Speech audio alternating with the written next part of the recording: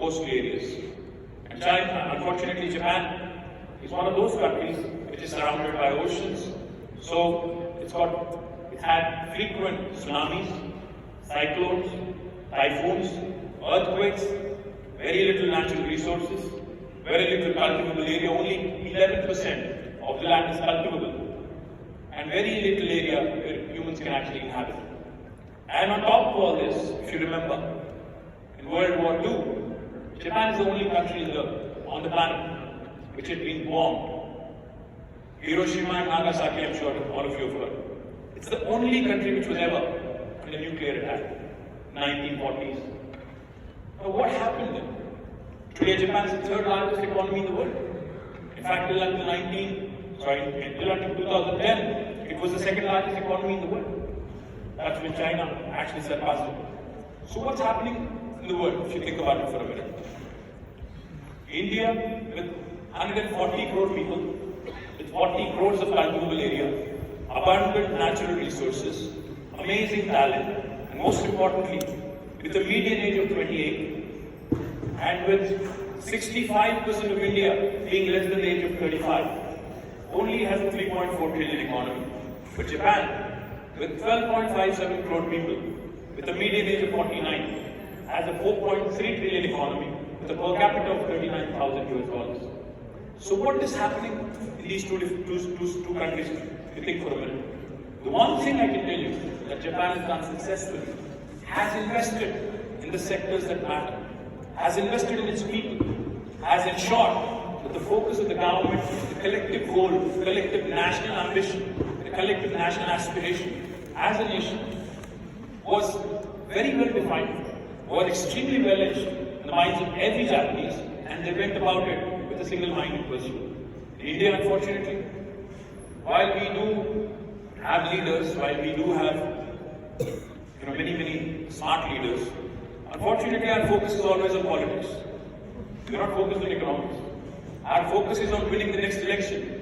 Our focus is not ensuring that the next generation has a better life than ours. That's the unfortunate challenge in India. We're in Indian election mode, including me. I'm not trying to say that we are very different. That's the unfortunate reality of being the world's largest democracy, with elections happening throughout the year, and with every single politician, instead of being focused on economics, is always seized with more and more politics every single day. That's the problem with India right now. So what is it that I'm proposing? The question that I think we all need to ask ourselves is, should an economy, should a country's wealth be measured by numbers, by the 5 trillion numbers, by the 10 trillion or the 16 trillion numbers, or should it look at the most valuable asset that it possesses? In India's case, I think it's the think force that we have.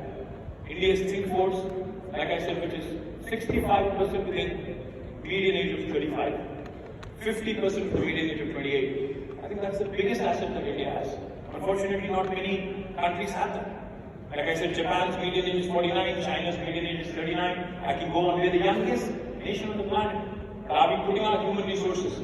Are we putting this human capital to good use? No. We have sociologically, psychologically as a nation. I was at a couple of schools yesterday and the day before, meeting and interacting with young minds, youngsters. I kept asking them, I kept probing. I said, are you happy with the infrastructure? They said, okay, we're reasonably happy. I said, do you want anything more? They said, we're fine. And I kept asking, I kept probing. I asked them one question, I said, what do you want to be once you graduate, once you become a graduate or a postgraduate? About 99% of them said, I want to actually be employed. I want to be seeking a job. And I asked them, why do you want to be a job seeker? Why can't you be a job creator? Not many of them actually had a straight answer. As a society, as a nation, I think collectively, we have ensured that this amazing, abundant talent, abundant human capital that we have, we have converted it into a huge pile of worker bees, and not as somebody who thinks of creating wealth, of somebody who can create jobs, of somebody who can create free market enterprises, which will thrive and compete be the best in the world. Unfortunately,